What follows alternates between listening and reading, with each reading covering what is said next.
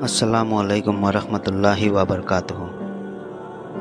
নাজৰিন, পুনৰবাৰ আপোনাৰ ওচৰলৈ আৰু এটা নতুন ভিডিঅ' লৈ আহিছোঁ। ইনশাআল্লাহ তাবাৰক তাআলা আশা কৰিছোঁ আপোনালোকে ভিডিঅ'টো সম্পূৰ্ণভাৱে চাব আৰু এটা ধুনীয়া লাইক কৰি দিব। আৰু আজি এই ভিডিঅ'টি যিসকলে চাই আছে, আল্লাহৰ ওচৰত এই দুৱা, তেওঁলোকৰ সকলোবোৰ দিলি খুৱাইছ আল্লাহ তাআলা আপুনি আপোনাৰ বাৰগাহত কবুল কৰিব।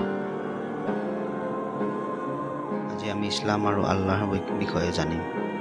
ইছলাম আৰবী শব্দ, ইয়াৰ অৰ্থ আনুগত্য আৰু আত্মসমৰ্পণ।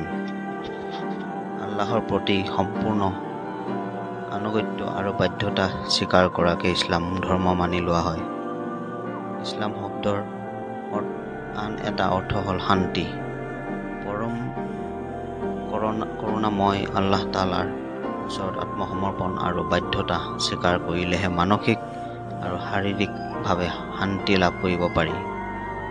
প্ৰত্যক্ষ এনে আনুগত্যৰ দ্বাৰাহে সমাজত শান্তি স্থাপন কৰিব পাৰি। এই ইছলাম ধৰ্মটি 5টা স্তম্ভৰ ওপৰত প্ৰতিষ্ঠিত, যেনে 1 কলিমা, 2 নামাজ, 3 ৰোজা, 4 হজ আৰু 5 জাকাত।